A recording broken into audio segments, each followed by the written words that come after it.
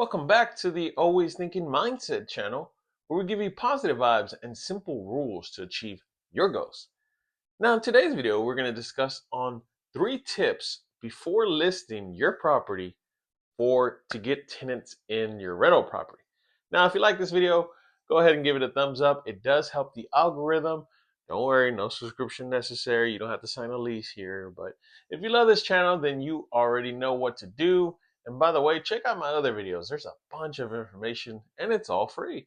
Thanks to YouTube, you just have to subscribe, or you don't if you don't want to. But let's go ahead and get started. So in today's topic, we're talking about trying to find the right tenant for your rental property. There's a lot of mistakes that can happen throughout that phase, whether you're not doing your due diligence, which is investigating the tenant, and then you just being not so good of a landlord and not making repairs as well.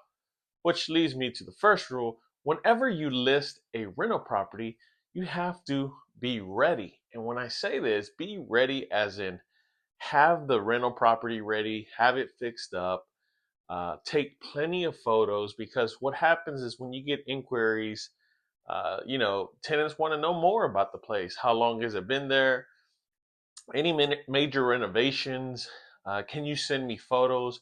Just the other day, I was right before I was going to sleep, and this is one of the properties I have where I was trying to get a rental, but you're going to get those texts late nights. Hey, I need more information about this. I got your number. I see it's rented, and you have to be quick on that to respond.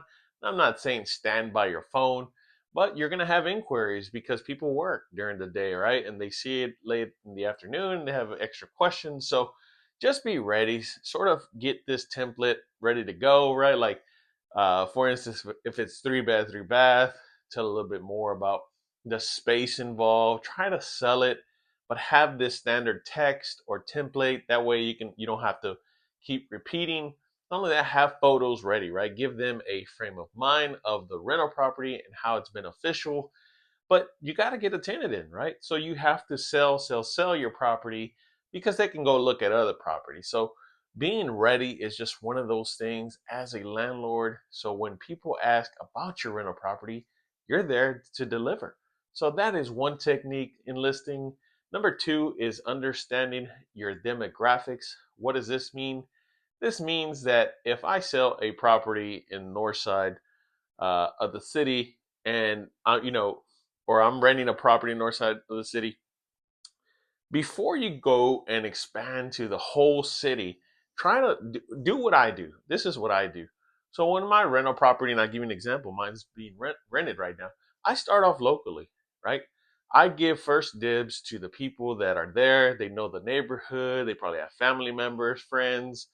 They're interested, right? Because their kids go to school in that area and they want a home in that area. So I start off locally. I try to give everybody a chance. And then slowly I start building up, maybe start getting it on Facebook or websites. And then if that don't work, then I start expanding out to the other cities, trying to get more results. And if all else fails, then we just start working on other things such as the price, because it might be the price. But in the end, understand your demographics, understand what tenant you want, right? Like for me, for instance, I'm not in a college town. I don't want to be in a college town.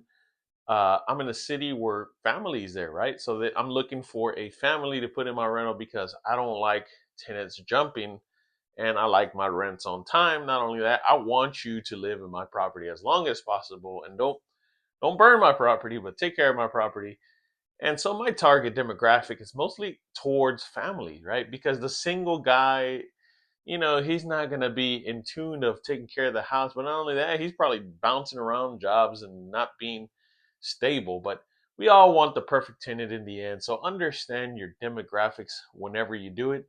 And then the last rule is just background information. Remember, you're taking the risk of taking this tenant because it's easy to get in, but it's harder to get out because next thing you're held off in court and evictions, and people lie and people steal and people break things. And we all want the fun side of life of the tenant making rents and paying rents on time and having no problems, right? That's every landlord's dream. But in the end, You have to take precautions. You have to do your due diligence.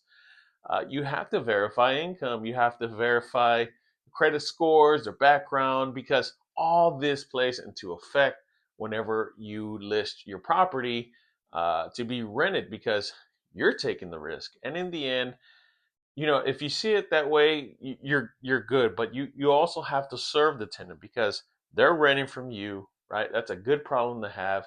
So be an obedient landlord, be responsive because every tenant that I've inquired, they say, "Wow, my landlord didn't do this," or "We will always call and nothing will happen, but with you it's different." And not to blow smoke up my own butt, but at the same time, there are landlords out there that do that, right? Because they're just in it for the money, the check, and no repairs or less repairs. And for me, it's a whole different beast because I'm playing the long term game here. So I need my house. I need to make repairs because there's, just like I tell every investor, you're going to pay for it either in the front end or the back end. But, anyways, if you took value from today's video, go ahead and give it a thumbs up. It does help the algorithm. If you love this channel and you stick around this long, I think you need to hit that subscribe button. And until next time, folks, we will speak soon.